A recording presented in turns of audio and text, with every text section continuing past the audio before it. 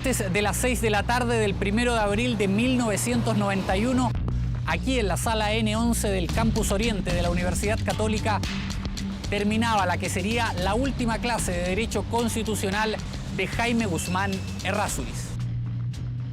Los exhortamos a que el sábado próximo no aprueben en el Congreso Pleno una reforma constitucional que debilita las normas relativas a los delitos terroristas.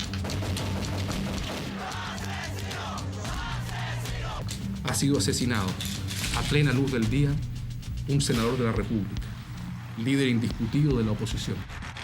44 años atrás, en el seno de una familia de la alta sociedad chilena, nacía un niño flaco de característicos anteojos que desde temprano destacó como estudiante.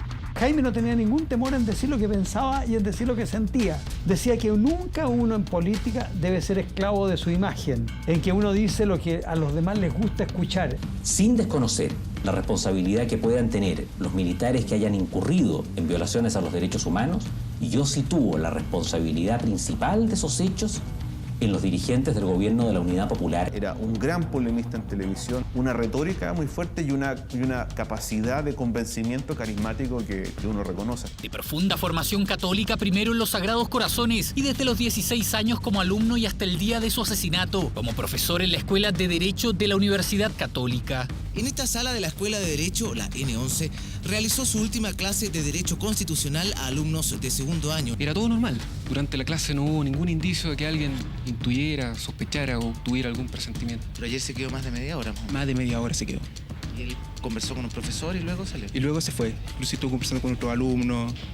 Tuvo 20 minutos, 25 minutos más. La idea original era operar entre la escalera y el auto. O sea, básicamente la idea original era operar ahí dentro de la universidad. Se dio vuelta, Jaime subió a la secretaría para decirle a la Anita que le avisara a Luis, su chofer, que acercara el auto a los pies de la escalera.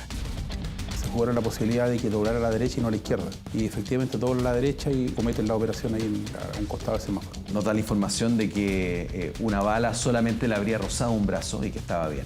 Minutos después de el senador Guzmán haber aceptado la entrevista, fue tiroteado y asesinado.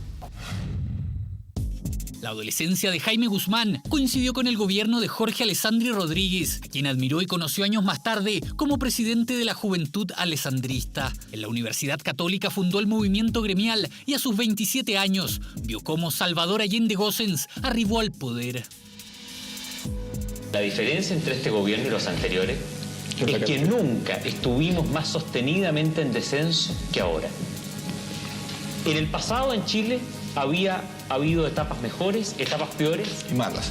Algunas malas, otras bastante mejores de lo que tú crees. Pero ahora vamos en una pendiente guardabajo. Tras el golpe de Estado en solo una década, se transformó en estrecho asesor del dictador Augusto Pinochet, fue artífice de una nueva constitución política del Estado y fundó la Unión Demócrata Independiente. Y sumar entonces a todo un ser humano, no un simple voto, a todo un ser humano con lo mejor que tenga de sí, a una causa en que todos rememos juntos en beneficio del país. Su voz modulada, su lenguaje directo pero siempre sarcástico, lo hicieron habitual en los programas de debate televisivo. Allí promovió en 1989 su candidatura a senador por Santiago Poniente, donde enfrentó y derrotó a Ricardo Lagos Escobar, sacó el 17% de los votos, pero se instaló en el Congreso favorecido por un sistema binominal que él mismo diseñó. Usted es un hombre inteligente, joven, culto. Hablando en términos políticos, ¿no es cierto? Podríamos decir que es un muy buen partido. ¿Ah? Díganme una cosa. Presido un muy buen partido. Que se estaba discutiendo una propuesta de una ley de amnistía que venía discutiéndose durante todo el verano. Somos contrarios a que personas condenadas por delitos terroristas puedan ser indultados por la sola voluntad del presidente de la República, cualquiera que éste sea. Tras terminar su cátedra de los lunes, como era 1 del mes de abril, justo antes de irse, la jefa administrativa de la facultad le entregó a Guzmán el cheque con su sueldo como docente.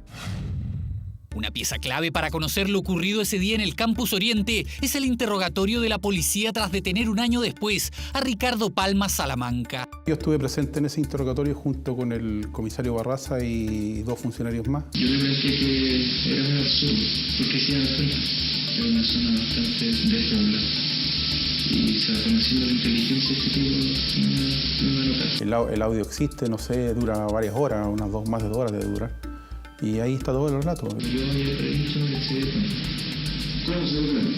Él miró de arriba y se devolvió. Mientras Guzmán vivía sus últimos minutos en el Campus Oriente, un periodista del diario La Nación gestionaba una entrevista con él para el reportaje de ese domingo. Yo llamé por teléfono ese lunes alrededor de las 5:30, 6 de la tarde a Cristian Pizarro, que era el secretario del Senado de Jaime Guzmán. Él estaba en la sede de la UDI. En ese intertanto, mientras estábamos hablando, me dice: dame un minuto que me está llamando Jaime Guzmán por el otro teléfono, por la otra línea. A las 6 de la tarde con 27 minutos, el chofer de Jaime Guzmán Errázuriz encendió y aceleró el Subaru Legacy del año 90 para abandonar el Campus Oriente, sin saber que Ricardo Palma Salamanca y Raúl Escobar Poblete aún lo esperaban infiltrados en un paradero. A 30 años del asesinato de Jaime Guzmán, este es su vehículo en el que viajaba ese día. Él iba en el asiento del copiloto, manejaba su chofer, Luis Fuentes Silva. Aún es posible ver los impactos de bala y una virgen que tenía junto al volante el senador y fundador del Audi. Viene el vehículo, segundo. ¿Quién viene manejando? ¿Quién más viene el vehículo? ¿Dónde viene el senador? En el asiento del copiloto. ¿Qué vestimenta tenía? Camisa raya y pantalón de tela. Yo estaba en un momento en el comedor de mi casa estudiando y de repente escucho como 4 o 5 disparos consecutivos. Al llegar al semáforo, el semáforo casualmente estaba en luz roja y de ahí salieron detrás del kiosco para dispararle a quemarropa. Yo recuerdo que estaba sacando fotocopias de los libros que uno sacaba en reserva, porque no había nada digital, no existían los PDF ni nada de eso. Muchos escuchamos ruidos y gritos, ¿no?, que venían desde la calle, que eran bastantes metros desde dentro del campus hacia afuera. Muchos creímos que era otro asalto más, porque habían habido asaltos al banco que estaba dentro de la universidad. Él dice que dispara 7 y Emilio, si no me equivoco, 4, porque en total son 11 disparos. ¿En qué posición empieza su disparar? ¿En qué momento? Cuando Emilio comienza a disparar. ¿Cuántos disparos va a alcanzar a hacer? ¿Yo? Sí. Cerca de 7. ¿Y Emilio? Cerca de 4, 5. O sea, tú disparaste más que uno. Bueno, el auto sigue en movimiento y yo sigo tirando. ¿Ya? Y bueno, ahí buscamos. Y Jaime no se dio cuenta, parece, del problema que tenía, porque le dijo al chofer que se fueran a la UDI. Y Juan Díaz, un dirigente joven de la UDI, se subió al auto de Jaime, abrió el vidrio de atrás, sacó un pañuelo blanco y se fueron por Suecia a la hora de más tránsito, a las 7 de la tarde, hacia el hospital militar. Mi mamá partió con mi hermano a la clínica, al hospital militar. Yo me quedé en la casa contestando los llamados. Llamaba a mucha gente, amigos, conocidos, familiares, intentando tener alguna información de lo que le había pasado a Jaime. Y bueno, obviamente me enteré a través de la cadena que hubo en ese momento de prensa.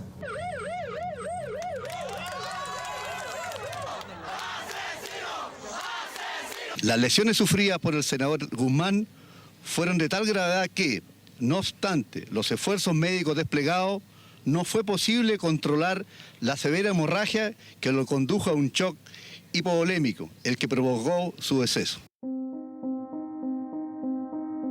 En la televisión de ese restaurante, era el Bar Nacional ahí en Paseo Huérfano, veo con estupor la noticia de que habían asesinado a Jaime Guzmán. Subí de inmediato al tercer piso, a ver si abajo estaba lleno de gente, y Jaime estaba sobre una bandeja con una sábana que le llegaba hasta el cuello. Al lado había una bolsa negra donde estaban todas sus cosas, y yo decía, lo único que yo sé que en esa bolsa está de todas maneras es el rosario, pues Jaime andaba con el rosario todos los días. Un asesinato que hizo temblar por aquel entonces la aún frágil democracia chilena. El asesinato de Jaime Guzmán me ha herido en lo personal. Acciones como estas buscan polarizar al país y quebrar su normalidad. El país entero también debe saber que quienes dispararon contra Jaime Guzmán no son los únicos responsables de su muerte. Además lo son quienes lo injuriaron, lo calumniaron, lo agredieron, lo tergiversaron y en definitiva crearon una campaña de odio en su contra. El asesinato que se hizo ayer de un senador de la República demuestra el grado de agresividad que tienen estos caballeros terroristas.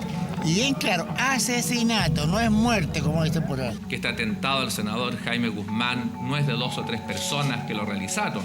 Es algo que lleva detrás una planificación y que hay mucha gente pensando en eso. Maximiano Errázuriz, primo hermano del asesinado senador, compró hace más de una década el mismo automóvil en el que fue baleado Jaime Guzmán. Le hice una cúpula de vidrio, le puse un mantenedor de batería conectado a la electricidad. Una vez al mes lo saco a dar una vuelta para que no se quemen los neumáticos. Le hago revisión técnica todos los años y ahí está el auto en perfectas condiciones como un recuerdo personal y familiar de Jaime. Pero probablemente yo lo más lógico sería que algún día el auto se lo entregue a la Fundación Jaime Guzmán, porque es ahí donde debe estar. Era impactante ver el dolor y cómo estaban afectados. Y lo otro es que andaban muchos con una especie de cintillo negro en el brazo. Había mucha incertidumbre sobre quiénes habrían sido los asesinos de Jaime Guzmán. Barraza siempre nos lo dijo, de que en el fondo nuestra investigación iba a formar parte de la historia de nuestro país. 2 días de duelo nacional decretó por aquel entonces el gobierno de Patricio Aylwin tras el primer asesinato de un senador en plena democracia. Un crimen por el que fueron condenados Ricardo Palma Salamanca y Raúl Escobar Poblete como autores materiales y otras 7 personas como autores intelectuales. 30 años después, solo 2 de ellos cumplen pena efectiva de cárcel en Chile.